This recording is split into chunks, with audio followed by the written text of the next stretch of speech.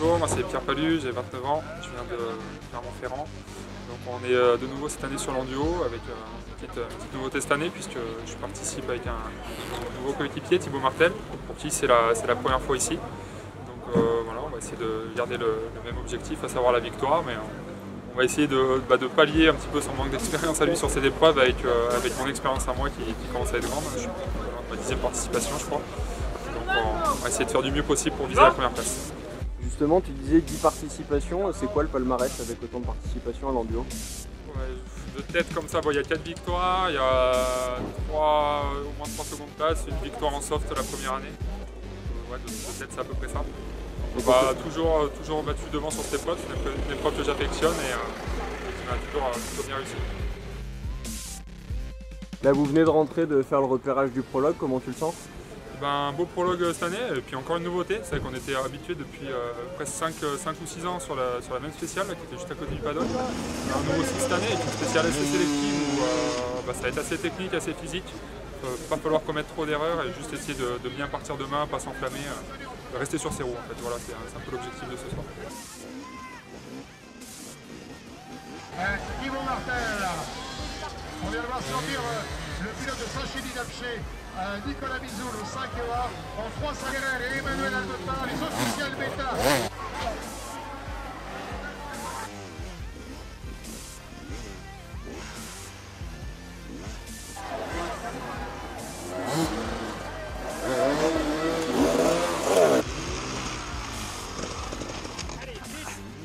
Putain.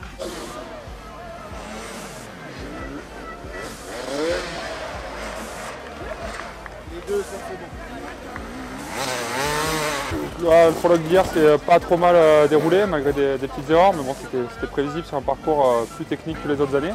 Bon, c'était évitable, mais bon ça arrive. Malgré ça, on s'est quand même bien classé à la 2e position hier soir.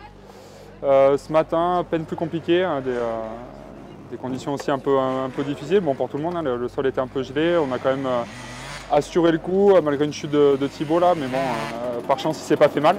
Du coup on part 4e cet après-midi au cumul des 2 chronos. Donc, bon, sachant qu'il n'y a pas trop d'écart au départ entre les équipages, ça fait un retard qui est peu conséquent et on espère pouvoir vite remonter sur la tête de course.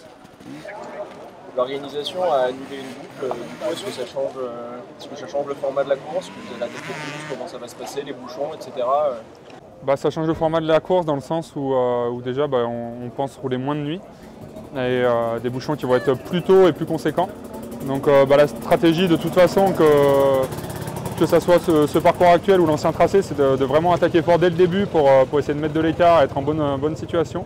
Et ensuite, dès qu'on retrouvera les premiers retardataires, la bonne solution c'est de rester lucide malgré la fatigue, trouver la bonne trace, pas se précipiter pour trouver la meilleure voie pour les doubler.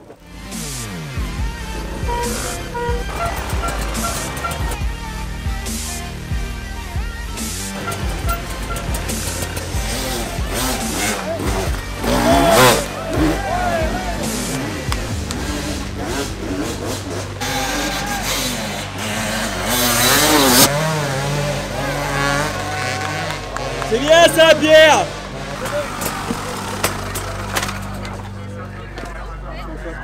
T'as bien monté cette course. Bon! Il est où le champagne là? J'ai que les boudoirs!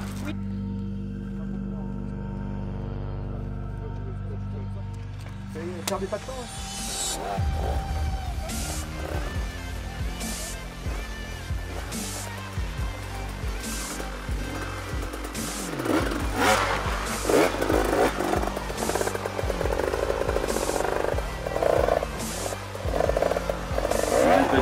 podium pendant les 2 premiers tours et pendant le 3e tour, tu as eu un petit souci. Tu peux nous en parler ? Ouais, c'était bien parti. On avait réussi à même remonter à la 2e place dès le début de course.